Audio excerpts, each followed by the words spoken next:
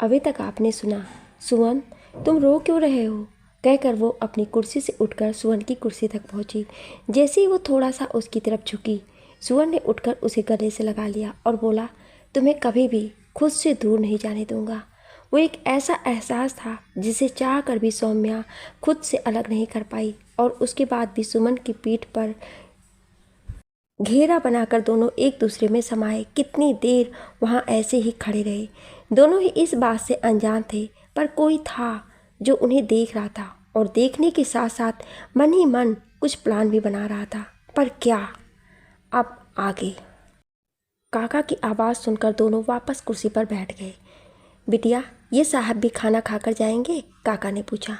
नहीं गिरधारी जी, आज नहीं, फिर कभी, कहकर सुवन ने अपना फ़ोन उठाया और गेट की तरफ चल दिया।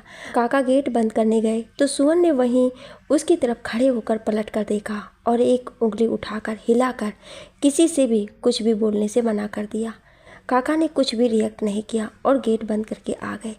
अगले दिन सौम्या की ज़िंदगी में कुछ अलग आने वाला था। सौम्या के सोकर जागने से पहले सुवन का गुड मॉर्निंग का मैसेज था। रिप्लाई देकर सौम्या भी काम में लग गई। उस दिन के बाद से कोई दिन भी ऐसा नहीं किया जब सुवन 24 घंटे सौम्या के साथ ना हो। दोनों के दिल की शुरुआत एक दूसरे के मैसेज से होती थी और दिन का अंत भी एक दूसरे के मैसेज से। दोनों को हर पल एक दूसरे की पल पल की खबर रखते थे। इस बीच सुवन ने एक अपना आदमी विवेक के पीछे लगाया। वो जान सके विवेक और कौन से छुपे हुए काम करता है, और एक आदमी उसने हिमांशु के बारे में पता लगाने के लिए बेंगलुरु भेजा। सौम्या और सुवन के बीच की नज़दीकियाँ बढ़ती जा रही थी। अब दोनों दोस्ती से आगे बढ़कर एक दूसरे को दिलो दिल में चाहने लगे थे, पर अभी तक इकरार दोनों में से किसी ने नहीं किया था। सुवन ने सौम्या को कई ऐसी शर्तों में बांध दिया कि जिनसे वो चाह कर भी नहीं निकल सकती थी। जैसे अगर उसे नींद नहीं आएगी तो वो पूरी रात सुवन से बात करेगी पर दवाई नहीं खाएगी। डॉक्टर विवेक के पास जब भी जाएगी मुझे आकर सब बताएगी कि डॉक्टर ने क्या कौन कौन सी दवाइयाँ दी हैं।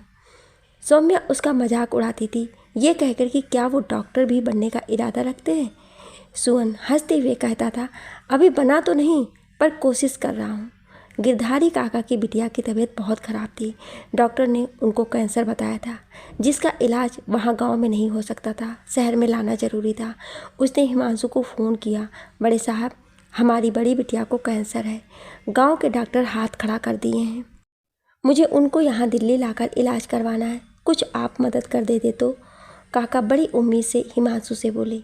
हिमांशु, काका जब से तुम यहाँ आए किसी भी महीने में तुम्हारी तनख्वाह रोकी मैंने? नहीं ना, वक्त से पहले ही दी है, तब भी तुम मुझसे अब पैसे मांग रहे हो।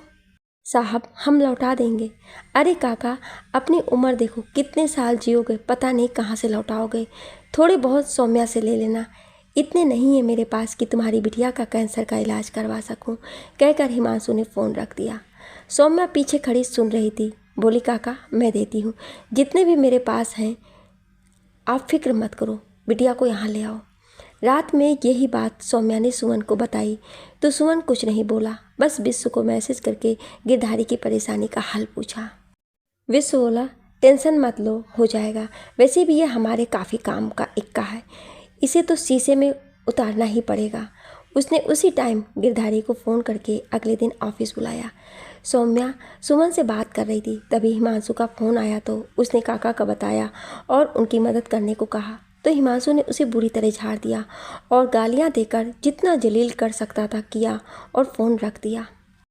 सौम्या को बहुत गुस्सा आया, उसने फ़ोन बेड पर फेंक दिया और रोने लगी। जब बहुत देर तक वो व्हाट्सएप पर वापस नहीं आई तो सुमन ने कॉल कर दिया। सौम्या ने अपने को स्टेबल करते हुए हेलो कहा तो सुमन उसकी आवाज़ सुनकर बोला, सौम्या क्या तुम मुझसे प्यार करती हो सुमन? सुमन सोच में पड़ गया कि क्या जवाब दे। कहीं हाँ कहने पर सौम्या नाराज़ हो गई तो वो काफ़ी देर तक सोचता रहा, तो सौम्या ने फ़ोन रख दिया और लगातार उसे मैसेज करने लगी। ये सब का प्यार सिर्फ कुछ ही दिन का और दिखावा होता है, भला भला भला।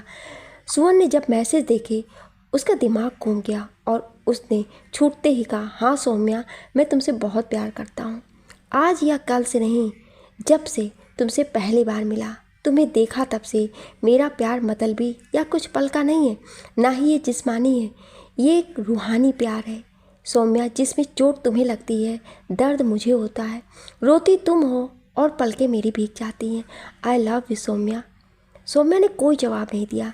दिल में एक अजीब सी गुदगुदी हो रही थी। सुवन उसके इस बिहेवियर से थोड़ा सा परेशान हो गया और उसने सौम्या को बेल की। सौम्या के वापस ऑनलाइन आते ही सुवन ने कहा, मेरा तो पूछ लिया, अब अपने दिल का भी हाल बता दो। क्या महसूस करती हो मेरे लिए? वही जो तुम करते हो, सौम्या ने जवाब दिया। सुवन, तो कुछ कहो। सौम्या, लव यू टू कहकर वो ऐसे शर्मा रही थी जैसे कोई 16 साल की लड़की शर्माती है। पूरा मुंह शर्म से लाल हो गया था। उसने सुवन को गुड नाइट कहा और फ़ोन रख करके सो गई। दोनों के दिल एक दूसरे के लिए धड़कने लगे थे। दोनों बहुत कुछ एक दूसरे के लिए महसूस करते थे। अगले दिन गिरधारी को विश्व ने बुलवा कर उसकी बेटी को हॉस्पिटल एडमिट करवा दिया और उसके इलाज का सारा खर्च उसने ही उठाने को बोला। गिरधारी उसके पैरों में गिर पड़ा और बोला, मालिक, आपका ये एहसान मैं ज़िंदगी भर नहीं उतार पाऊँगा। अगर आप मेरी हड्डियाँ भी मांगोगे, वो भी बिना पूछे दे दूँगा। विश्व ने उसे उठाया और बोला, काका, तुम्हारी सौम्या बिटिया मेरी जान की जान है। अगर वो आपके दर्द से रोती है तो वो आंसू मेरी जान की आंखों में आएंगे, जो मैं बर्दाश्त नहीं कर पाऊँगा। तो आपकी बिटिया मेरी हुई, अब से तुम उसकी चिंता मत करो, जल्दी ठीक होकर वो घर आएगी, कहकर विश्व उनके जुड़े हुए हाथों पर हाथ रखकर चला गया। कुछ दिन बाद सौम्या का बर्थडे था तो उसे लग रहा था कि शायद हिमांशु उसके बर्थडे पर घर आएगा, लेकिन सुबह से शाम हो गई, हिमांशु ने एक भी फ़ोन करना ज़रूरी नहीं समझा। सौम्या की बेटी ने अनु ने उसे फ़ोन करके बर्थडे विश किया और बताया कि 2 दिन पहले पापा उनसे मिलने आए थे। जब हिमांशु वहाँ तक आया तो घर क्यों नहीं आया, यही सोच सोच कर सौम्या परेशान हो रही थी। बार बार टेंशन में उसके हाथ की उसकी दवाई की तरफ जाते हैं, पर सुवन की कसम के चलते उसे खा नहीं रही थी। तभी डोरबेल बजी। एक उम्मीद से वो भागती हुई डोर खोलने भागी। सामने सुवन और विश्व थे। काका ने वहीं रसोई घर से उनको सर झुकाकर नमस्ते किया और खाना बनाने लग गया। सुवन ने पहले से हैप्पी बर्थडे कहा, केक निकालकर टेबल पर रखा। सौम्या की आंखों में आंसू थे। हे सौम्या, क्या हुआ बच्चा, क्यों रो रहा है, कहकर सुवन ने उसकी कमर पर हाथ रखकर उसे प्यार से खींचकर अपने पास किया। ये नज़ारा देखकर विश्व ने उठकर बालकनी की तरफ चला गया। कुछ नहीं, वैसे ही थोड़ा सा अपसेट थी, सौम्या बोली। सुवन, क्यों, आज हिमांशु का फ़ोन नहीं आया? सौम्या ने ना में सिर हिला दिया। कोई ना, हम अभी केक कट कर उसे वीडियो कॉल मिला देते हैं, बाहर से अंदर आते हुए विश्व बोला। सौम्या को केक काटने को कहा। काका वहीं खड़े उसे दिल से आशीष दिए जा रहे थे। केक काटने के बाद सुवन जो उसके लिए गिफ्ट लाया था, सारे गिफ्ट उसने एक एक करके सौम्या के हाथ में दिए और बोला, ये मेरी तरफ से तुम्हारे लिए। सौम्या का दिमाग काम करना बंद कर चुका था, क्योंकि उस टाइम तक उसके दिमाग पर हैवानियत सवार हो चुकी थी। ना वो दवाई खा सकती थी, ना ही वो कुछ बोल सकती थी। उसने सारा सामान वहीं टेबल पर जोर से फेंका और अपने कमरे में बेड पर जाकर बैठ गई। विश्व, क्या हुआ बेटा इसको? सुवन, ये आज किसी बात को लेकर परेशान है और ना चाहते हुए भी दवाई खाने से अपने आप को रोक नहीं पाएगी, पर आज मैं इसे दवाई खाने नहीं दूंगा, चाहे इसके लिए उसे कुछ भी करना पड़े। क्या करूं? कुछ सोचकर उसने विश्व को घर जाने के लिए बोल दिया। आज वो जब तक हो सकेगा यहीं रहेगा। और काका सब समेट कर अपने कमरे में सोने के लिए चले गए। उनके जाते ही सुवन सौम्या के रूम में पहुंचा। उसने सौम्या का गुड़गांव वाला रूप फिर देखा।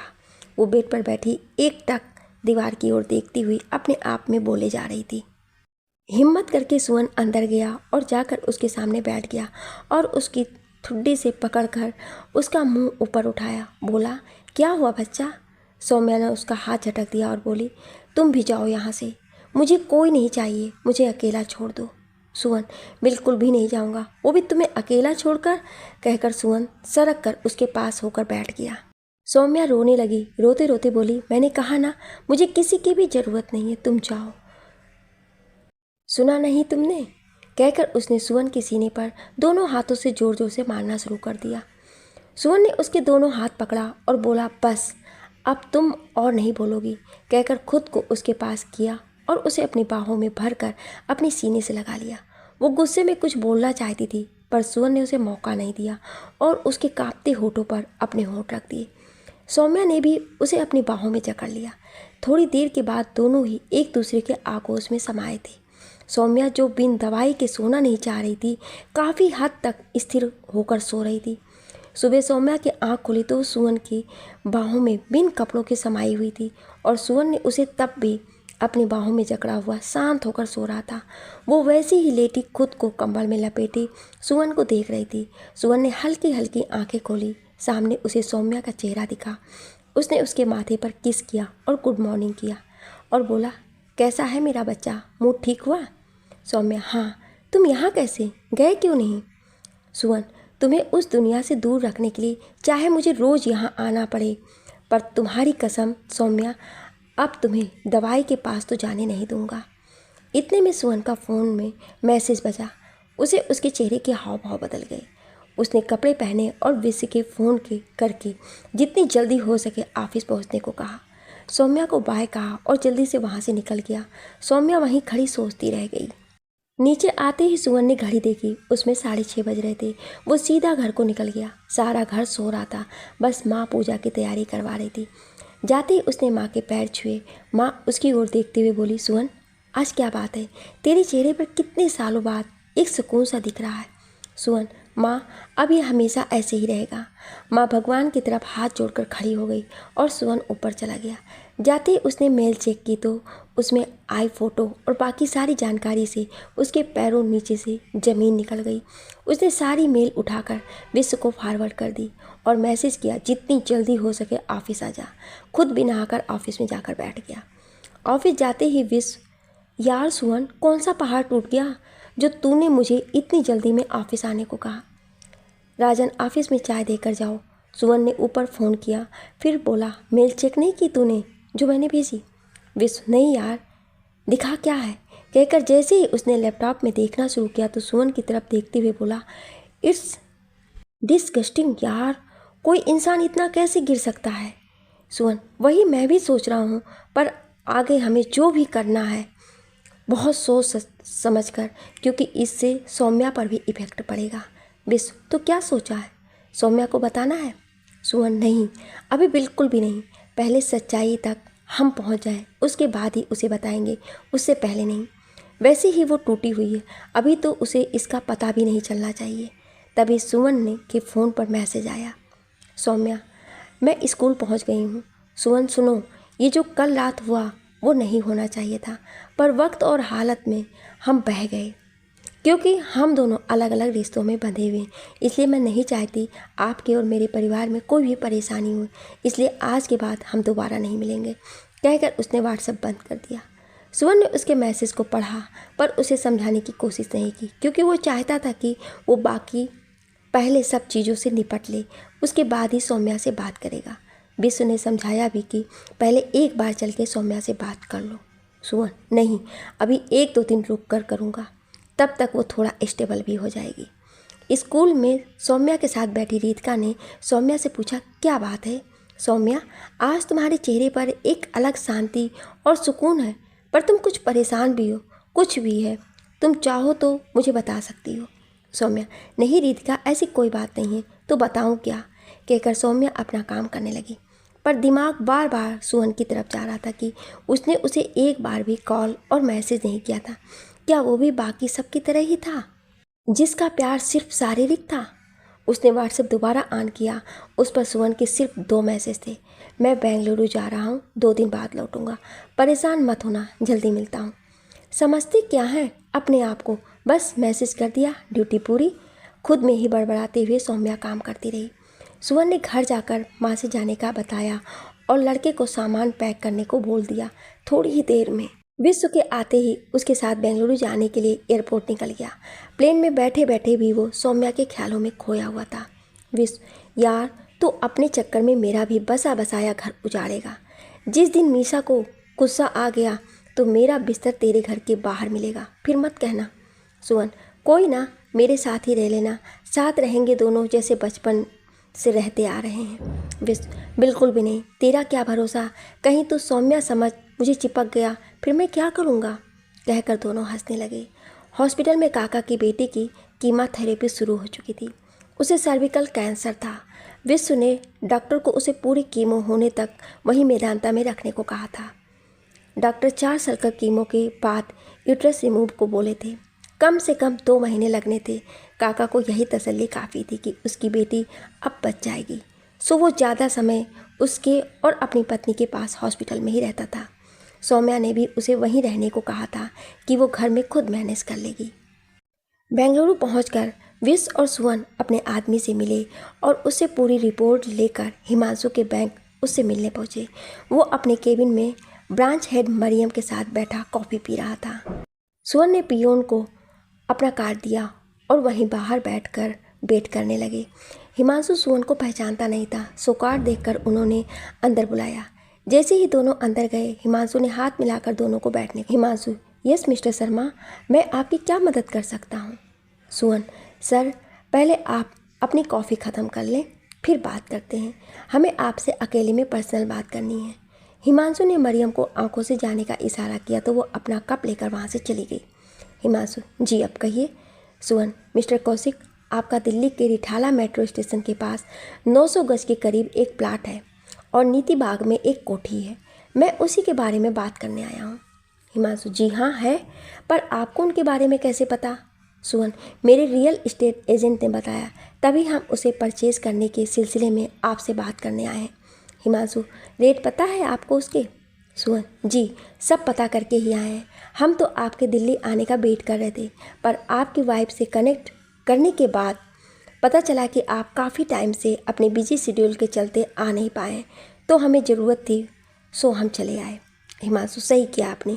वो दोनों प्रॉपर्टी मुझे सेल ही करनी है, बस आपको थोड़ा सा इंतज़ार करना पड़ेगा। सुवन, वेट पर क्यों? हिमांशु, एक्चुअली उसकी रजिस्ट्री मेरी वाइफ सौम्या कौशिक के नाम पर है और उसकी दिमागी हालत आजकल ठीक नहीं है। मैं कुछ दिन बाद दिल्ली आऊँगा तो कोर्ट में रजिस्ट्री अपने नाम ट्रांसफ़र के लिए अप्लाई करूँगा, उसके बाद ही आपको डील दे पाऊँगा।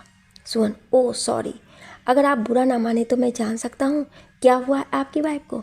हिमांशु, श्योर, उनका मानसिक संतुलन ठीक नहीं है, जिसके चलते वो ड्रग एडिक्ट भी हो गई हैं। ओह, पर आपको कैसे पता? आप तो काफ़ी टाइम से घर नहीं गए हैं, जैसा कि आपने कहा। जी मेरा नौकर गिरधारी मुझे पल पल की खबर दे देता है। सुवन, तो आपने उनका इलाज नहीं करवाया? हिमांशु, चल रहा है, अभी वो कुछ और बोलता, इतने में मरियम चहकती हुई केबिन में बिना नॉक किए तेज़ी से आई और बोली, हिमांशु, हमारी सिंगापुर ब्रांच हेड का मेल आया है, तुम्हें और मुझे 2 महीने में वहाँ ज्वाइन करना है। इप्पी कहकर वो भागकर हिमांशु की सीट की तरफ गई। फिर उसे याद आया कि क्लाइंट बैठे, तो वो दोनों छेप गए। विश्व हल्की स्माइल के साथ हिमांशु की शक्ल देखते हुए, it's okay mister Kaushik, we understand. चलिए, जब आप ये सब प्रोसेस कर लें तब मुझे कॉल कर देना, मिलते हैं, कहकर वो दोनों उठकर बाहर निकल गए। उन दोनों के बाहर जाते ही हिमांशु ने मरियम को हक किया और किस किया। डॉक्टर विवेक को फ़ोन करके उसे रात में फ़ोन करने को कहा। वहाँ का आधा सच उन दोनों की आंखों के सामने था, बाकी का आधा उन्होंने जानने के लिए हिमांशु की सोसाइटी में जान पहचान निकाली और हिमांशु के सामने वाला फ्लैट 2 दिन के लिए हायर किया। वहाँ जो सच सामने आया वो उनके पैरों नीचे से ज़मीन निकलने वाला था। वो सोच भी नहीं सकते थे कि अब इसके बाद सौम्या को वो कैसे फेस करेंगे। रात होते ही हिमांशु और मरियम दोनों ही एक साथ बाहों में बाहें डाले पूरी तरह से नशे में झूमते हुए अपने अपार्टमेंट में आए। सुवन और विश ऊपर से देख रहे थे। दोनों ने जैसे ही अपना दरवाजे की बेल बजाई, मेड ने दरवाज़ा खोला तो अंदर एक 4 साल का बच्चा ममा ममा करते हुए आकर मरियम की टांगों से चिपक गया। शारदा, कितनी बार कहा है कि जब मैं ऑफिस से आऊँ तो इसे मुझसे दूर रखा करूँ, समझ नहीं आता तुम्हें? कहकर मरियम ने बच्चे को पीछे धकेल दिया। हिमांशु ने उसे गोद में उठाया और प्यार से अंदर कुछ बड़बड़ाते हुए ले गया। विश्व, ये बच्चा कुछ समझ नहीं आया, सुवन बोला। विश्व, समझ तो मुझे भी नहीं आया, सुवन सुबह देखते हैं, कहकर दोनों ने खाना ऑर्डर किया और बैठ गए। सुवन व्हाट्सएप देखने लगा और विश्व अपनी पत्नी मीसा से बात करने लगा। व्हाट्सएप पे सौम्या का कोई भी मैसेज नहीं था। सुवन सोचकर ही परेशान हो गया कि उसने सुबह से मैसेज क्यों नहीं किया। सोचते ही उसने टाइम देखा, 11 बजने वाले थे। सो उसने फ़ोन मिला दिया क्योंकि वो जानता था कि सौम्या इतनी जल्दी सोती नहीं है। पर ये क्या, सौम्या ने फ़ोन भी पिक नहीं किया। सुवन बार बार फ़ोन मिलाए जा रहा था, पर सौम्या फ़ोन नहीं उठा रही थी। वो बेचैनी में उठकर इधर उधर घूमने लगा, फिर बालकनी में जाकर सिगरेट जला ली। विश्व मीसा से बात करते हुए उसे देखे जा रहा था। बात ख़त्म करके उसने फ़ोन रखा और जाकर सुवन से पूछा, क्या हुआ, इतना परेशान क्यों है? सुवन, सौम्या सुबह 11 बजे के बाद से ऑनलाइन नहीं आई और अब मैं उसे 15 कॉल कर चुका हूँ, वो रिप्लाई नहीं दे रही है, पता नहीं क्या हुआ। सुवन, यार वो सो गई होगी, ऐसे ही तू इतनी टेंशन लेता है, वक्त से पहले बूढ़ा हो जाएगा। चल आ खाना खाते हैं। सुवन, तू खा ले, मुझे भूख नहीं है। और वो बार बार फ़ोन देखे जा रहा था। एक अजीब सी घबराहट हो रही थी और दिल में बेचैनी भी बढ़ रही थी। किसी अनहोनी के अंदेशे से उसका दिल बैठा जा रहा था। पूरी रात उसने आंखों में निकाल दी, पर 1 मिनट के लिए भी ना तो उसने फ़ोन रखा, ना ही पलकें बंद की। सुबह 6:30 बजे उसने गिरधारी काका को फ़ोन किया तो पता चला वो हॉस्पिटल में है, उसकी बेटी की आज कीमो थी। सुवन, काका तुम कब से यहाँ हो? काका, साहब सुबह ही आया हूँ। सुवन, यानी कल तुम घर पर थे? काका, जी हाँ साहब, मैं कल घर पर था। सुवन, सौम्या कल किस टाइम पर घर आई थी? काका, 2 बजे घर आई थी, उसके बाद वो आकर सो गई। सुवन, कुछ ऐसा जो मुझे नहीं पता? काका, नहीं साहब, ऐसा तो कुछ नहीं है, फिर भी कुछ सोचते हुए, हाँ साहब, याद आया, कल वो डॉक्टर विवेक के पास गई थी, उनकी अपॉइंटमेंट थी। सुवन परेशान होते हुए, क्या डॉक्टर विवेक के पास? उसने मुझे बताया क्यों नहीं? काका, हमें नहीं पता साहब, रात को खाना भी नहीं खाई, उठी भी नहीं, और अभी भी हम सुबह चाय देकर उनको चले आए हैं, पर वो जागी नहीं है। सुवन, तुमने जगाया क्यों नहीं? काका, साहब हमें लगा कि शायद ज़्यादा थकी होंगी और आज संडे भी, इसलिए नहीं जागी, हमने डिस्टर्ब भी नहीं किया। सुवन, काका तुम भी ना, क्या कहूँ अब मैं, गुस्से में कहकर उसने फ़ोन रख दिया। पर उसका दिल कह रहा था कि कुछ गड़बड़ है। उसने मल्होत्रा जी से रितिका का नंबर लेकर उसे फ़ोन मिलाया। रितिका सुवन का नंबर देखती, नमस्ते शर्मा सर। सुवन, नमस्ते रितिका जी। रितिका, क्या आप मुझे बता सकते हो कि कल सौम्या स्कूल से किस टाइम निकली थी? रितिका, सर वो 1 बजे से पहले निकल गई थी, उसे डॉक्टर के पास जाना था। ओके, तो उसके बाद आपकी उससे बात हुई? रितिका, नहीं सर, क्या हुआ? सुवन, मुझे नहीं पता क्या हुआ है, पर आप एक काम करोगे, उसके घर जाकर देखोगे, क्योंकि वो फ़ोन नहीं उठा रही है, ना ही काका उसे जगा कर आए हैं। रितिका, ठीक है सर, मैं जाती हूँ, फिर आपको बताती हूँ। रितिका ने गौरव को साथ लिया, गाड़ी उठाई और सौम्या के घर की तरफ चली गई। सौम्या के घर जाकर काफ़ी देर तक बेल बजाती रही, पर सौम्या ने गेट नहीं खोला। गौरव ये गेट क्यों नहीं खोल रही है? उसको फ़ोन करके सुवन को बताया कि सौम्या गेट नहीं खोल रही है। सुवन, रितिका जी, आपके साथ आपके हस्बैंड है क्या? रितिका, हाँ जी सर, गौरव मेरे साथ ही आए हैं। सुवन, एक बार मेरी बात करवाना। जैसे ही फ़ोन गौरव ने लिया तो सुवन ने उससे बोला, गौरव जी, रितिका शायद मेरी बात समझ नहीं पा रही है, पर सौम्या की जान खतरे में है, आप फिर से गेट खोलने की कोशिश करें, होप आप मेरी बात समझ पा रहे हैं। गौरव, जी सर, समझ रहा हूँ, मैं कोशिश करता हूँ, कहकर उसने पुलिस को फ़ोन किया। पुलिस ने आकर जैसे गेट खोला, सौम्या अपने बेडरूम में बेड पर उल्टी लेटी हुई थी। रितिका ने उसे खूब हिलाया, पर वो जागने को तैयार नहीं थी। सांसें चल रही थी, मगर शरीर जड़वत था। पुलिस इंस्पेक्टर शेखर ने एम्बुलेंस को फ़ोन किया और सौम्या को वहाँ से लेकर गंगाराम हॉस्पिटल में एडमिट किया। सौम्या की हालत काफ़ी गंभीर थी, उसने ड्रग्स का ओवरडोज लिया था। गौरव ने फ़ोन करके जैसे ही सुवन को बताया, उसकी तो जान निकल गई। वो घबरा कर विश्व के साथ दिल्ली की फ़्लाइट पकड़कर दिल्ली पहुंचा। पूरे रास्ते वो विश्व का हाथ कस कर पकड़ कर बैठा हुआ। एयरपोर्ट पर उतरते ही वो वहां से कैब करके सीधा हॉस्पिटल पहुंचा। सौम्या आईसीयू में एडमिट थी। ड्रग्स ने उसके दिमाग पर काफ़ी ज़्यादा असर किया था। सुवन को पता था कि उसकी इस हालत के लिए जिम्मेदार कौन है, पर जब तक कोई पुख्ता सबूत ना हो तब तक आप कुछ नहीं कह सकते थे। काका से पूछताछ हुई तो काका ने पुलिस वालों को बताया कि कल सौम्या डॉक्टर विवेक के पास रेगुलर चेकअप के लिए गई थी। वहाँ से आकर बिना कुछ खाए पिए ही वो सो गई। उसे लगा था कि थक कर सोई होगी। पुलिस डॉक्टर विवेक के क्लिनिक पहुंची तो उसने सौम्या के ड्रग्स एडिट होने की सारी रिपोर्ट पुलिस के सामने रख दी। इंस्पेक्टर शेखर वापस हॉस्पिटल आया तो उसने सुवन को सौम्या के ड्रग एडिट होने को बताया तो सुवन बोला, वो झूठ बोल रहा है। शेखर, सर उन्होंने पूरी फाइल दी है, पिछले 5 साल से वो ड्रग्स ले रही हैं। सुवन के पास उसकी बात मानने के सिवा और कोई चारा नहीं था। वो बिना कुछ कहे आईसीयू की तरफ चला गया और मिरर में से सौम्या को देखने लगा। उसकी पलकों में आंसू आकर ठहर गए।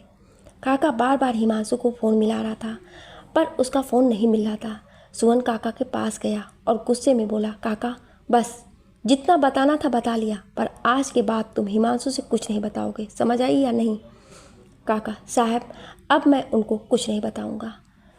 उनके कारण ही आज बिटिया यहाँ है। मैं उनको कभी माफ़ नहीं करूँगा, कहकर काका सुवन के गले लग गया और फूट फूट कर रोने लगे। सुवन, काका भरोसा रखो, मैं सौम्या को कुछ नहीं होने दूंगा। इतने में सिस्टर भागती हुई आईसीयू से बाहर आई और डॉक्टर के केबिन की तरफ चली गई।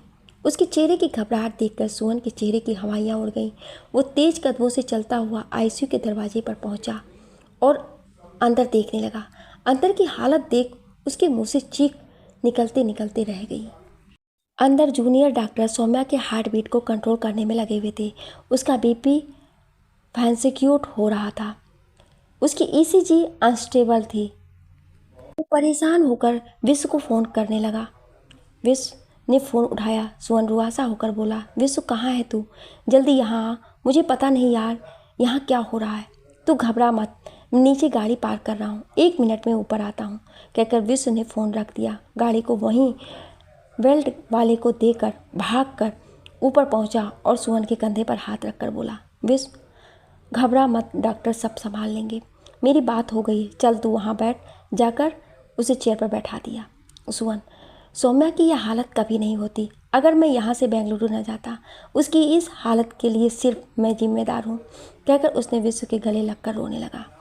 विश्व हिम्मत रख यार, सौम्या को कुछ नहीं होगा। 24 घंटे उसके दिमाग पर ड्रग्स का असर रहेगा, तब तक वो होश में नहीं आएगी।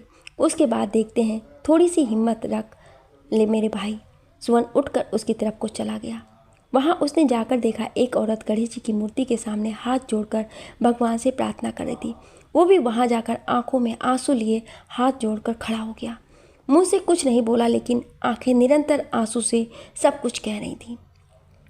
काफ़ी देर के बाद जब वो वापस आया तब डॉक्टर अंदर से निकल रहे थे। डॉक्टर बोले, अब सौम्या थोड़ी सी स्टेबल है, 5 घंटे की बात और है। उसके बाद होश में आते ही देखते हैं कि बॉडी पार्ट्स को ड्रग्स ने कितना रिएक्ट किया है। मुझे समझ नहीं आता सुवन, आजकल के बच्चे खुद को अपनों से दूर करके इस जहर का सहारा क्यों ले लेते हैं, जबकि जानते हैं ज़िंदगी नहीं ये मौत है, कहकर डॉक्टर ने कंधे पर हाथ रखा और चला गया। सौम्या बेड पर सबसे बेखबर सुकून की नींद सो रही थी और चारों तरफ से उसे मशीनों ने कवर किया हुआ था। उसको सोया देखकर सुवन थोड़ा रिलैक्स हुआ। उसने फ़ोन निकाला और किसी को फ़ोन मिलाया। उधर से आवाज़ आई, हाँ जी सर। सुवन, मैंने तुम्हें जो काम दिया था उसका क्या हुआ? दूसरी तरफ, सर कुछ हो गया है, पर अभी मुझे इस काम के लिए और टाइम चाहिए। काफ़ी शातिर है वो, इतनी आसानी से शीशे में उतरने वाला नहीं है। आप मुझसे मिल सकते हैं क्या? सुवन, जितना काम हुआ है मुझे व्हाट्सएप करो, अभी तो मैं नहीं मिल सकता हूँ, कहीं बिज़ी हूँ। दूसरा आदमी, ओके सर। सुवन, टाइम जितना मर्जी ले लो, पर मुझे मेरा काम पूरा किया हुआ चाहिए, उसमें लापरवाही नहीं। जब मैं तुम्हें पैसे मुंह मांगे दे रहा हूँ तो काम भी मुझे प्रॉपर चाहिए। दूसरा आदमी, जी सर, हो जाएगा। शाम के 5 बज रहे थे। सुवन का ध्यान बराबर घड़ी पर था। एक एक घंटा एक एक दिन के बराबर बीत रहा था। विश्व भी उसके साथ वहीं पर बैठा था। 10 बजे के करीब सिस्टर ने आकर आवाज़ दी, सौम्या के साथ कौन है? काका, रितिका और सुवन तीनों उठकर खड़े हो गए। सिस्टर, आप में से कोई एक अंदर आ सकता है। सुवन ने रितिका से अंदर जाने को कहा। रितिका बोली, सर आप होकर आइए। सुवन अंदर चला गया। जाकर देखा सौम्या हल्की हल्की होश में थी। उसकी खुलती बंद होती आंखें उसका साथ नहीं दे रही थी। सुवन ने जाकर उसके माथे पर हाथ रखा और धीरे से बोला, सोमी। सौम्या ने हल्की सी आंखें खोली। उसकी आंखों से आंसू बह निकले। उसके होंठ कुछ कहना चाहते थे और उसका साथ नहीं दे पा रहे थे। सुवन ने उसके आंसू साफ किए और उसकी तरफ देखकर नामे गर्दन हिलाई और हल्की सी होठों पर स्माइल ले आया और बोला, तुम्हें कुछ नहीं होगा, तुम्हारे लिए मैं भगवान से भी लड़ जाऊंगा, बस तुम मेरे लिए हिम्मत रखो। सौम्या ने दोबारा आंख बंद कर ली। कुछ देर बाद वो दोबारा सो गई। सिस्टर, सर इनको सोने दीजिए, आप नीचे जाकर रूम अटेंडेंट पास बनवा लीजिए, रात आपको यहीं स्टे करना पड़ेगा, हमें आपकी ज़रूरत हो सकती है। सुवन ने हाँ में सिर हिलाया और बाहर चला गया। 12 बज रहे थे। सुवन बाहर विश्व के साथ बैठा व्हाट्सएप पर बैठा पिक्स देख रहा था। तभी इंस्पेक्टर शेखर आकर उनके पास बैठ गए। सुवन ने बिना कुछ बोले आंखों से उनके आने का कारण पूछा तो शेखर बोला, सौम्या जी का स्टेटमेंट लेने आया था। पर वो तो अभी सो रही हैं, सुवन ने जवाब दिया। पर मुझे आज ही लेनी है, कल से आचार संहिता लग जाएगी तो मेरी ड्यूटी वहाँ पर होगी, फिर मेरे लिए पॉसिबल नहीं हो पाएगा। सुवन को याद आया कि अवंतिका भी इस बार इलेक्शन में खड़ी हो रही है, तो उसने वह इलेक्शन वाला टॉपिक छोड़कर शेखर से पूछा, इंस्पेक्टर सौम्या जी के हस्बैंड क्यों नहीं आए? शेखर, हमने कोशिश की उनसे बात करने की, पर उनका फ़ोन नॉट रीचेबल जा रहा है और उनके बैंक में बात करने से पता चला वो सिंगापुर गए हैं नई ज्वाइनिंग के लिए। सुवन चौंक गया क्योंकि उसे पता था कि उसकी ये सिंगापुर की ज्वाइनिंग 2 महीने बाद है, तो वो आज ही क्यों गया? कहीं और विवेक और उसकी मिलीजुली साजिश तो नहीं? वो अभी सोच ही रहा था। सौम्या थोड़ी सी जगी। शेखर उसके पास जाकर उससे पूछने लगा, सौम्या जी आप मुझे बताएंगी? वो कुछ और बोलता उससे पहले ही सुवन बोला, शेखर सर पहले आप डॉक्टर से मिल लीजिए, डॉक्टर इनके मुंह से ये पाइप हटा देंगे तब शायद ये बोल पाएँ, और वैसे भी रात के 2 बज रहे हैं, आप सुबह आकर इनका स्टेटमेंट ले लीजिए। शेखर को भी उसकी बात ठीक लगी और वो वहाँ से चला गया। अगले दिन सुबह सौम्या होश में आई तो उसने देखा उसके हाथ के ऊपर हाथ रखकर सुवन उसके बेड पर सिर टिकाए सो रहा था। उसने हाथ हिलाया तो सुवन ने आंखें खोल दी। डॉक्टर के साथ जूनियर डॉक्टर सौम्या को देखने आए। उनके पीछे ही उनके शेखर था। शेखर ने आकर डॉक्टर से परमिशन मांगी और सौम्या से पूछा, सौम्या जी मैं जान सकता हूँ कि आपने ड्रग्स का ओवरडोज क्यों लिया? सौम्या ने जो जवाब दिया वो कुछ चौंकाने वाला था, इंस्पेक्टर मैं ड्रग्स नहीं लेती। डॉक्टर भी हैरानी से उसकी तरफ देखने लगे। पर यह कैसे हो सकता है सौम्या, आपके ब्लड के अंदर ड्रग्स की ओवरडोज मिली है। सौम्या, सर आपको कोई गलतफहमी हुई है। मैं कल डॉक्टर विवेक के पास गई थी क्योंकि मेरा सर दर्द बहुत ज़्यादा था, और जब भी मेरा सर दर्द होता है तो वो मुझे इंजेक्शन दे देता है जिसकी वजह से मैं आराम से सो जाती हूँ। और इस बार भी ऐसा ही हुआ है कि उसने मुझे इंजेक्शन दे दिया और मैं घर आकर सो गई। जब जागी तो मैं यहाँ हॉस्पिटल में थी। सब परेशान थे कि क्या सौम्या खुद को बचाने के लिए झूठ बोल रही है या कुछ और है जो सौम्या खुद भी नहीं जानती है। सुवन ने शेखर को इशारा किया और उनके साथ बाहर चला गया। बाहर जाकर बोला, सर मुझे लगता है सौम्या सही में नहीं जानती है कि उसने ड्रग्स लिया नहीं है, उसे दिया गया है। शेखर, डॉक्टर विवेक जाने माने न्यूरोलॉजिस्ट हैं, वो ऐसा क्यों करेंगे? सुवन, कुछ तो गड़बड़ है सर। अगर आपके पास या किसी और के पास टाइम हो तो प्लीज़ इस केस को स्टडी करें और बंद मत कीजिए प्लीज़। हाँ कहकर शेखर चला गया और सुवन अंदर जाकर सौम्या के पास बैठ गया। सौम्या ने मुस्कुराकर उसकी तरफ देखा और बोली, सुवन पूरी रात यहीं बैठे रहे तुम? सुवन, तो क्या तुम्हें इस हाल में छोड़कर चला जाता? सौम्या, घर पर क्या कहा? सुवन, कहना क्या था, किसी ने पूछा ही नहीं, पूछता तो बता देता कि मैं यहाँ हूँ तुम्हारे पास। सौम्या ने उसके हाथ के नीचे से अपना हाथ निकाला। सुवन ने दोबारा पकड़ लिया और बोला, अब ये नहीं छोड़ूंगा सौम्या, चाहे तुम जितना मर्जी छुड़वाओ। उस दिन के बाद जितने भी दिन तक सौम्या हॉस्पिटल में रही, सारा दिन उसके पास विश्व रहता था और रात को सुवन। 10 दिन के बाद सौम्या डिस्चार्ज होकर घर चली गई। सुवन उसे घर छोड़कर सीढ़ी उतर रहा था, तभी उसके फ़ोन पर एक फ़ोन बजा। नंबर देखकर सुवन के कान खड़े हो गए। उसने वो नंबर अटेंड किया। उल्टे पैर वापस सौम्या के घर की सीढ़ी भागते हुए चढ़ने लगा। अंदर जाकर देखा सौम्या बेड पर बैठी है और अपने फ़ोन को लगातार घूरे जा रही। सुवन उसके सामने जाकर बैठा और पूछा, सौम्या किसका फ़ोन था? उसने कोई जवाब नहीं दिया। प्लीज़ सौम्या मुझे बताओ किसका फ़ोन था?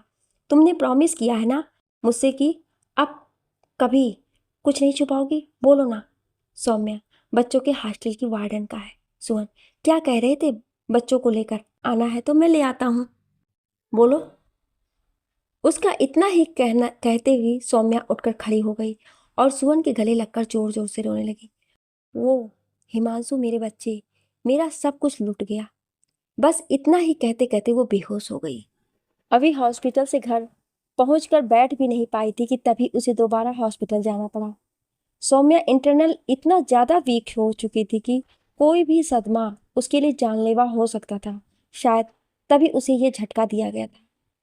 सुवन ने रितिका से सौम्या के बच्चों का हॉस्टल के बारे में पूछा और रितिका को साथ लेकर और हॉस्टल पहुंचा।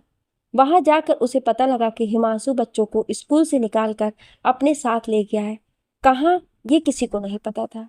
आज सुवन के दिमाग में दो चीजें चल रही थी कि वो पहले सौम्या को संभाले या हिमांशु और विवेक का खेल खत्म करे। इन सब के बीच उससे पहले सौम्या को संभालने का सोचा और हॉस्पिटल पहुंच गया। वहां जाकर उसे पता चला कि ड्रग्स के इफेक्ट से उसका दिमाग वीक हो गया है। उसने अपने आदमी को फोन किया जो उसके लिए बेंगलुरु में काम कर रहा था। उसे हिमांशु की हर गतिविधि पर रखने को कहा। पल पल की खबर उसे मिलती रही और सौम्या के घर पर विश्व को कहकर हिडन कैमरा लगवा दिए, जिससे काका को भी नहीं बताया गया। दूसरी तरफ इलेक्शन का रिजल्ट डिक्लेयर हो चुका था। अवंतिका इतने भी वोट नहीं पाई थी कि उसकी जमानत जब्त होने से रुक जाए। वो खुद से और अपने पिताजी और रमन देसाई तीनों से बहुत खपा थी। उसे रमन देसाई को फोन किया और बोली, रमन, मुझे तुमसे ये उम्मीद नहीं थी। तुमने मेरे साथ धोखा किया, मैं तुम्हें छोड़ूंगी तो नहीं। रमन देसाई हंसते हुए बोला, इश्क और जंग में सब जायज है मेरी जान। तुमने मेरा फायदा उठाया, मैंने तुम्हारा हिसाब बराबर किया। अवंतिका, ऐसे कैसे बराबर? मैं इस बात को मीडिया तक लेकर जाऊंगी और तुम्हें तो मैं हैरेसमेंट के केस में फंसाऊंगी। तब देखना, मेरा तो जो हुआ सो हुआ, तुम्हारा भी कैरियर राजनीति में बनने नहीं दूंगी, ये याद रखना, कहकर अवंतिका ने गुस्से में फोन रख दिया। उसके बाद उसने सुमन को फोन किया। सुमन के फोन उठाते ही बोली, तुम्हें पता है इलेक्शन का रिजल्ट क्या आया? सुमन, तुम जानती हो अवंतिका, मुझे इन सब चीजों में इंटरेस्ट नहीं है। अवंतिका, तो तुम्हें किस चीज में इंटरेस्ट है, ये भी बता दो। लोगों की सेवा करना या लोगों के लिए दिन भर घर से गायब रहना या काम धाम सब छोड़कर किसी के लिए हॉस्पिटल में बैठे रहना? अगर इन सब चीजों में तुम्हें इंटरेस्ट है, तुम्हें मैं समाज सेवा के काम में लगा देती हूँ। सुमन, तुम अपने काम तक मतलब रख सकती हो, मेरे काम में ना ही पड़ो, यही तुम्हारे लिए बेहतर होगा, कहकर सुमन ने फोन रख दिया। गुस्से में अवंतिका ने गाड़ी उठाई, निकल गई। माँ ने पूछा, कहाँ जा रही हो? पर उसने जवाब देने की बजाय तेजी से बाहर निकल रही। सुबह से शाम हो गई, अवंतिका वापस नहीं आई। सुमन के पास माँ का फोन आया कि अवंतिका नहीं आई। उसने फोन किया तो बेल जा रही थी, अवंतिका ने उठाया नहीं। तब सुमन अपने ससुराल में फोन करके पूछा, पर वहां भी नहीं थी। सब जगह फोन करने के बाद उसने अपने ससुर से कहा कि आप उसे फोन कीजिए, आपका फोन जरूर उठाएगी। वह बोले, किया मैंने, पर मेरा भी नहीं उठा रही है। एक दिन और पूरा बीत गया। जब अवंतिका नहीं आई तब उन्होंने पुलिस में कंप्लेंट फाइल करा दी, पर उसका कुछ पता ही नहीं चला। 2 दिन बाद उत्तराखंड पुलिस का मैसेज आया, अवंतिका की गाड़ी नदी में गिरी हुई मिली है। उसमें अवंतिका भी थी। किसी बड़ी गाड़ी से टक्कर होने की वजह से उसकी गाड़ी पुल तोड़कर पुल से नीचे गिर गई। आनन फानन में रितिका को सौम्या के पास छोड़ सुवन विश्व को साथ लेकर जल्दी से हरिद्वार को निकला। वहां जाकर उसने अपनी गाड़ी पहचान और अवंतिका दोनों को पहचान लिया। अवंतिका इस दुनिया से विदाई ले चुकी थी। सामने बेंच पर ट्रक वाला भी बैठा था जिसने गाड़ी को हिट किया था। उसका कहना था कि मैडम आउट ऑफ लेन हो गई थी, आमने सामने की टक्कर थी। पर सच्चाई कोई नहीं जानता था कि अवंतिका को मरवाने के पीछे किसका हाथ था। सुमन ने डेड बॉडी रिसीव करके उस ट्रक वाले से कड़ी पूछताछ करने के लिए कहा, क्योंकि उसे लग रहा था कि ये सिर्फ एक्सीडेंट केस नहीं है। वहां से घर लाकर अवंतिका का संस्कार किया गया। अवंतिका से वैसे सुवन की बनती नहीं थी, पर आज सुवन को उसके जाने से तकलीफ हो रही थी, क्योंकि उसने उसके साथ 14 साल बिताए थे। विश और मीसा हर पल उसके साथ रहे। घर जाकर अवंतिका का उठाला करके 4 दिन के बाद वो सौम्या के घर पहुंचा, क्योंकि पीछे रितिका उसे डिस्चार्ज करवा कर घर ले आई थी। सौम्या सुवन को देखते ही भड़क गई। आज भी आने की क्या जरूरत थी? किसने बुलाया था आपको? सुवन कुछ नहीं बोला, क्योंकि रितिका ने सौम्या को कुछ भी बताया नहीं था। सुवन नहीं चाहता था कि सौम्या को फिर से कोई सदमा लगे। सुवन, सौम्या, मैं किसी जरूरी काम में फंस गया था, इसलिए मैंने रितिका को तुम्हारे पास भेजा था। आज से तुम्हारे साथ हर समय मीरा रहेगी। सौम्या, अब ये मीरा कौन है? सुवन, काका की छोटी बेटी। मैंने उसे तुम्हारे लिए 24 घंटे के लिए रखा है, जो हमेशा तुम्हारे साथ रहेगी और तुम्हारा ख्याल रखेगी। पर तुम मेरे साथ एक प्रॉमिस करोगी कि आज के बाद तुम विवेक की दी हुई कोई भी दवा नहीं खाओगी। सौम्या, सुवन, तुम समझते नहीं हो, मुझे उसकी दवाई के बिना नींद नहीं आती और मैं सारा दिन बेचैन रहती हूँ। सुवन, मैं जानता हूँ सौम्या, हम बंद नहीं कर सकते, धीरे धीरे करके छोड़ तो सकते हैं ना। उसकी कोशिश तो तुम कर सकती हो। सौम्या, हाँ वो मैं करूंगी, पर एक शर्त पर। तुम रोज मुझसे मिलने आओगे, और जिस दिन तुम नहीं आओगे मैं उस दिन फिर खाऊंगी। सुमन, सौम्या, ये क्या बच्चों वाली जिद हुई? सौम्या, हाँ तो करूंगी ना जिद। तुम नहीं आओगे तो मैं खाऊंगी, इसीलिए तुम्हें रोज मेरे पास आना पड़ेगा। सुमन बहुत बड़े धर्म संकट में फंस गया था, क्योंकि अगर वो रोज आता तो सौम्या उसकी आदत बन जाती और वो खुद को फिर कमजोर समझना शुरू कर देती। पर सुमन चाहता था कि वो बोल्ड बने और खुद को किसी के सहारे की मोहताज ना समझे। पर उस टाइम सौम्या को हाँ कहने के अलावा उसके पास और कोई चारा नहीं था। इतने में सुमन के फोन पर एक मैसेज आया, जिसे पढ़कर सुमन ने सौम्या से कहा कि उसे जरूरी काम है, फिर आता हूँ। कहकर उसने सौम्या को छोटा सा हक किया और जल्दी से वहां से निकल गया। वहां से निकलकर सीधा अपने घर में बने अपने ऑफिस में पहुंचा। विश्व वहां बैठा किसी से बात कर रहा था। उसे देखते ही वह उठ करके खड़ा हुआ और नमस्ते करके दोबारा बैठ गया। सुमन, बोलो क्या खबर लाए हो राजवीर? राजवीर, सर, हिमांशु ने अपने दोनों बच्चों को लंदन के बोर्डिंग स्कूल में डाल दिया है और खुद मरियम के साथ सिंगापुर शिफ्ट हो रहा है। बैंक की जो सिंगापुर ब्रांच है, वही as a branch manager join करने जा रहा है। सुमन, ओके कहकर उसने सिगरेट जला ली। अच्छा यार, एक बात बताओ मुझे, छोटा बच्चा था वो किसका था? विश्व ने राजवीर से सवाल किए। राजवीर, सर वो बच्चा मरियम और हिमांशु का है। पिछले 5 साल से लिव इन में रह रहे हैं। शादी नहीं की क्योंकि दोनों को अपनी अपनी फ्रीडम चाहिए, और उसके बीच में यह बच्चा आ गया जिसे हिमांशु छोड़ना नहीं चाहता और मरियम रखना नहीं चाहती। अब ये डिसाइड किया है कि सिंगापुर जाने से पहले ये बच्चा किसी भी फैमिली को अडॉप्ट करा दिया जाए, ताकि इसका फ्यूचर इन दोनों के चलते खराब ना हो। विश्व, यार ये क्या लोग हैं? ये बच्चा अपने मजे के लिए पैदा करते हैं, वो बाद में उनकी जिंदगी खराब करने के लिए छोड़ देते हैं। सुमन, वही मैं सोच रहा हूँ। राजवीर, इस सब आगे मेरे लिए क्या हुक्म है सर?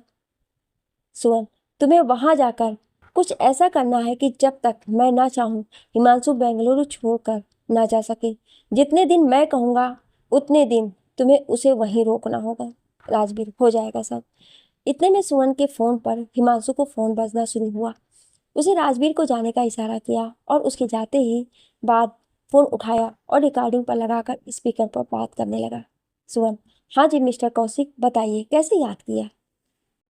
मिस्टर शर्मा, याद है आप मेरे पास मेरी प्रॉपर्टी के लिए आए थे? सुमन, जी बिल्कुल याद है, आगे कहिए। हिमांशु, तो मैं आपके साथ इस डील को फाइनल करना चाहता हूँ। सुमन, पर मिस्टर कौशिक, आपने वो प्रॉपर्टी अपने नाम पर ट्रांसफर कर ली क्या? क्योंकि आप बता रहे थे कि वो आपकी वाइफ के नाम पर है और उनका मेंटल स्टेटस ऐसा नहीं है कि वो कोई भी प्रॉपर्टी संभाल सके। हिमांशु, जी सर, वो ड्रग्स एडिक्ट हैं। मैंने आपको बताया था ना, अभी पीछे वो कम से कम 20 दिन हॉस्पिटल में रहकर आई हैं, इसी नशे की लत के चलते। सुमन, तो फिर आप क्या करने वाले हैं, जान सकता हूँ? हिमांशु, मैंने कोर्ट में एफिडेविट फाइल कर दिया है। जल्दी ही प्रॉपर्टी मेरे नाम पर ट्रांसफर कर दी जाएगी। उसके बाद मैं उसे आपको सेल कर दूंगा। जितनी जल्दी हो सके मुझे ये डील करनी है, क्योंकि मुझे सिंगापुर अपनी पोस्टिंग लेनी है। सुमन, तो आप अपनी वाइफ को भी वहीं लेकर जाएंगे? हिमांशु, नहीं शर्मा जी, वो यहीं रहेंगी। जब वो ठीक हो जाएंगी तब उनको मैं लेकर जाऊंगा। सुमन, ठीक है मिस्टर हिमांशु, आप मुझे बता दीजिएगा।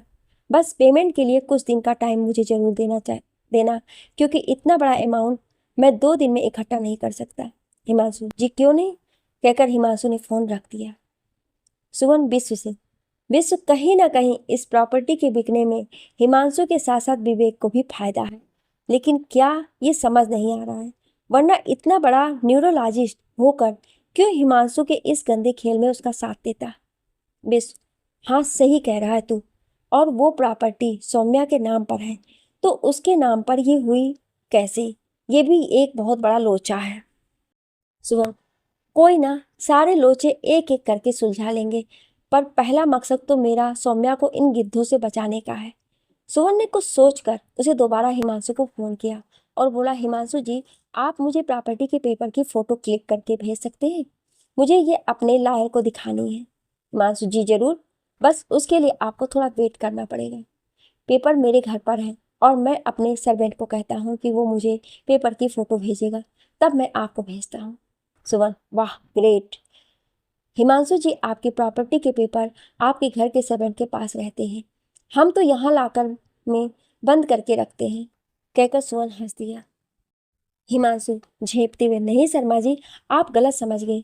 मेरा सर्वेंट मेरी फैमिली मेंबर जैसा है। मेरी वाइफ की तबीयत ठीक नहीं रहती, तभी मैंने उसे कहा था कि वो पेपर निकाल कर अपने पास रख लेगा और ज़रूरत होने पर हमें दे देगा।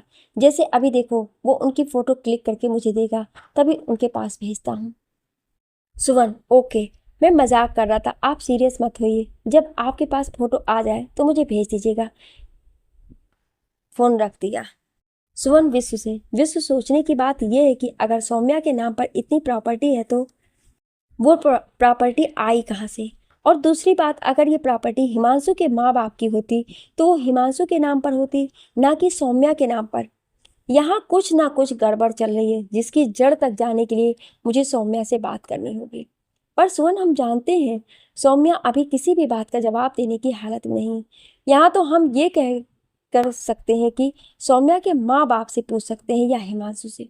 सुवन, नहीं, मैं सौम्या के रिकवर करने का वेट करूंगा, उसके बाद ही मैं कुछ डिसाइड करूंगा। इन सब के बारे में बात करते हुए विश्व का पूरा ध्यान लैपटॉप की स्क्रीन पर था, जिस पर सौम्या के घर के सीसीटीवी के फुटेज चल रही थी।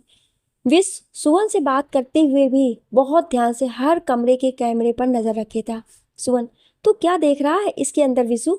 विश्व, पता नहीं क्यों तुम्हारा ये काका जितना मर्जी सुधारने की कोशिश कर ले, पर मुझे इसमें अभी भी कहीं ना कुछ काला ही नजर आ रहा है। मुझे ऐसा लगता है अभी भी ये कुछ करेगा, सुधरा ये अभी भी नहीं है।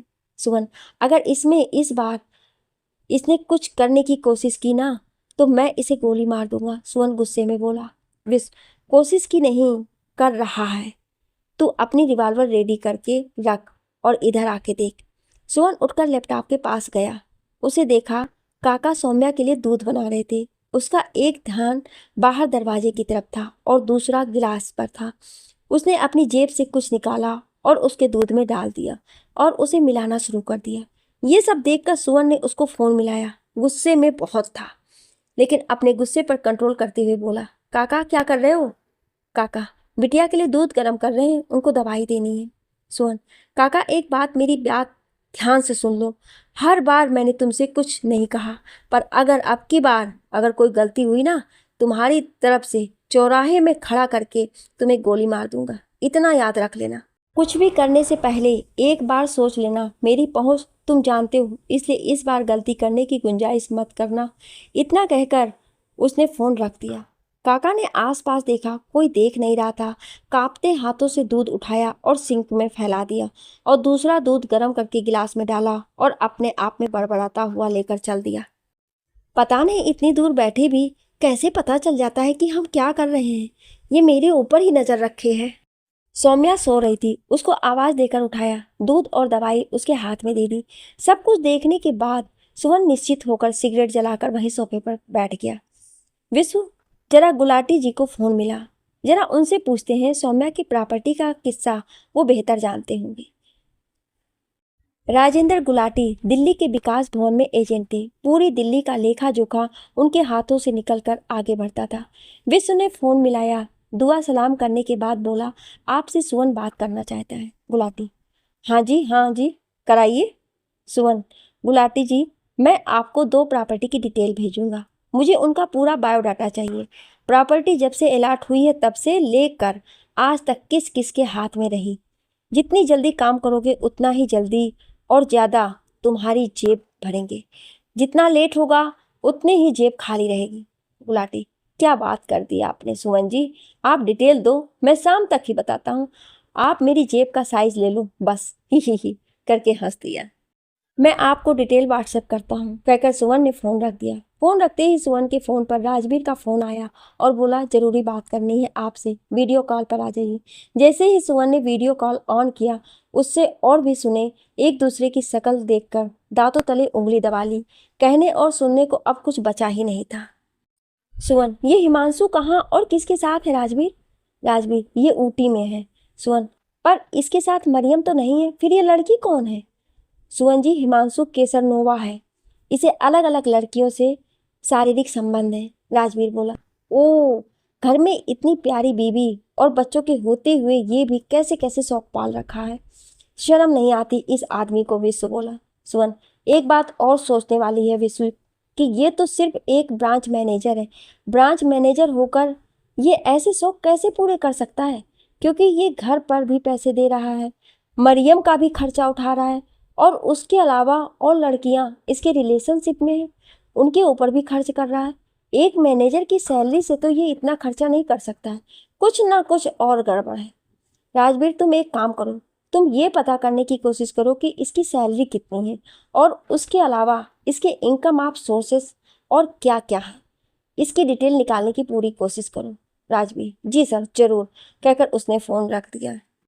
चलो, अब एक तरफ से तो निश्चिंत हुए, आप जरा विवेक के डिटेक्टिव से भी उसकी प्रोसेस पूछी जाए, कुछ हुई या नहीं। सुवन, नहीं बिस, वो खुद ही बता देगा। इतने में सुवन के फ़ोन पर मीरा का फ़ोन आया। सुवन, हाँ मीरा, बताओ। मीरा, सर मैडम की तबीयत ठीक नहीं है, वो बार बार आपको बुला रही हैं और किसी को भी अपने कमरे में जाने नहीं दे रही हैं। सुवन, उनको दवाई दी। मीरा, जी दवाई अभी दे दी है, बावजूद उसके भी वो काफ़ी अग्रेसिव हो रही हैं। ठीक है, मैं बात करता हूँ सौम्या से, तुम रखो, कहकर सुमन ने सौम्या को फ़ोन मिलाया। हेलो, उधर से एक बहुत ही हल्का सा आवाज़ आई।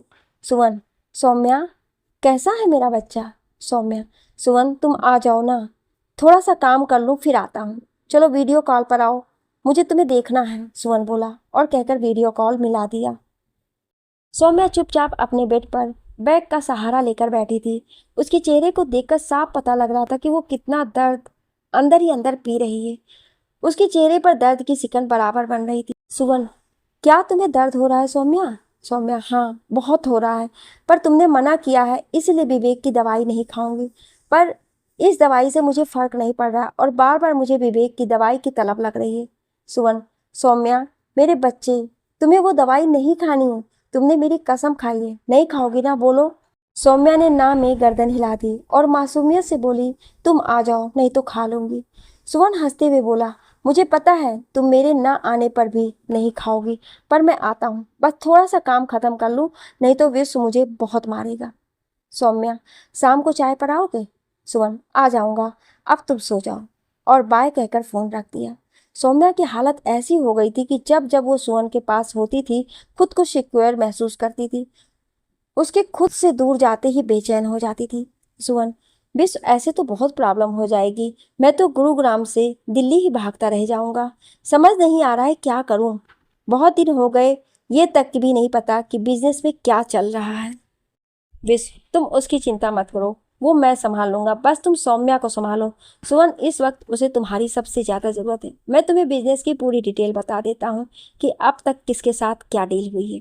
सुवन, कैसी बात कर रहा है विशु, तुम्हारे पास सारे रिकॉर्ड हैं, बस मुझे कोई फिक्र नहीं है, मुझसे बेहतर तू सब कुछ जानता है। विश्व बात सुवन से करता था, पर इसका ध्यान पूरी तरह से लैपटॉप पर होता था।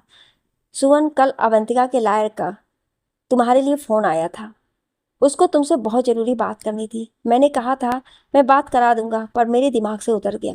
आज वो तुमसे मिलने 4 बजे आने वाला है। सुवन, ठीक है, आने दो, 3 बजने हैं, चलो पहले लंच कराते हैं। दोनों लंच करके नीचे ऑफिस में आए ही थे जब तक लायर भी आ गया। लायर ने आते ही अवंतिका की कुछ पेपर सुवन को हैंड ओवर किए और बोला, ये मुझे अवंतिका ने आपको देने के लिए कहा था। क्या है इसमें, सुवन ने उससे पूछा। लायर, आप खुद देख लीजिए सर। जैसे सुवन ने पेपर खोलने शुरू किए, पेपर के साथ उसके ऊपर और नीचे जाती सांसें बढ़ने लगी, उसको पसीने आने शुरू हो गए।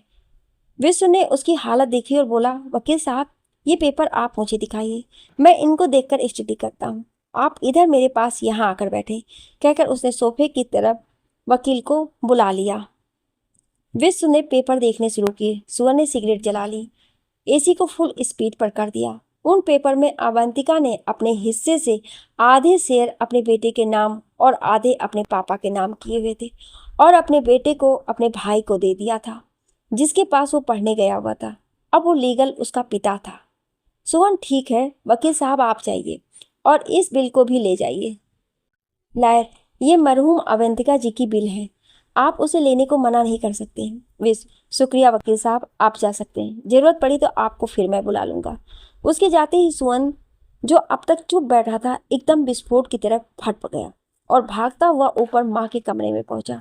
माँ बेड पर बैठी हुई माला फेर रही थी। उनकी गोद में सिर रखकर बच्चों की तरह बिलक बिलक कर रोने लगा।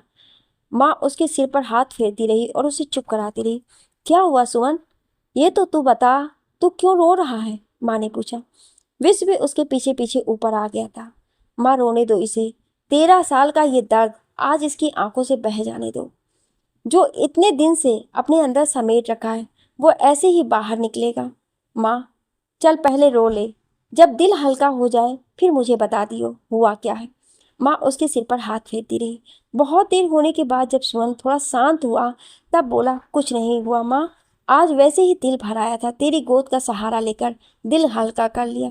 कहकर वो उठा और माँ के गले लग के बाहर चला गया। गाड़ी उठाई, सीधा सौम्या के पास जाकर रुका। सौम्या चाय पर उसका इंतजार कर रही थी। जाकर जैसे ही उसके सामने बैठा सिर्फ 2 ही शब्द कह पाया, सौम्या तुम और मैं दोनों एक ही कश्ती के सवार हैं। फर्क इतना है तुम्हारी कश्ती तुम्हें पता है किस माझी के हाथ में है, पर मेरी कश्ती तो बीच मझधार डूबने को तैयार है। उसकी आंखों में पानी देखकर सौम्या उठकर उसके पास आई और उसके हाथ को अपने दोनों हाथों में लेते हुए बोली, सुमन मुझको हिम्मत देते हो पर आज खुद रो रहे हो। मैं तो वैसे ही बहुत दर्द झेल रही हूँ, अपना दर्द भी मुझे दे दो, मैं झेल लूँगी। इतने दर्द में इस दर्द का पता ही नहीं चलेगा, बस तुम रो नहीं प्लीज़। और बरबस ही उसके मुंह से शेर निकल गया। हमारे आंसू पोंछ कर वो मुस्कुराते हैं, उनकी इस अदा से वो दिल को चुराते हैं। उन हाथ उनका जो छू जाए हमारे चेहरे को, इसी उम्मीद से हम खुद को रुलाते हैं। सुमन उठा और उसे गले से लगा लिया। दोनों वहीं घुटनों के बल एक दूसरे से सर जोड़कर बैठ गए। दोनों के हाथ एक दूसरे के हाथों में थे। दोनों की आंखों से आंसू मोती बनकर गिर रहे थे, पर अपने अपने दर्द से। इस बीच कोई था, अपना काम कर रहा था, बिना अंजाम सोचे कि आगे उसके साथ क्या होने वाला है। दोस्तों, अब आगे क्या होगा आने वाले पार्टों में ही पता लग पाएगा। क्या आप अगला भाग सुनना चाहते हैं? तो कमेंट में यस जरूर लिखिएगा। Thank you.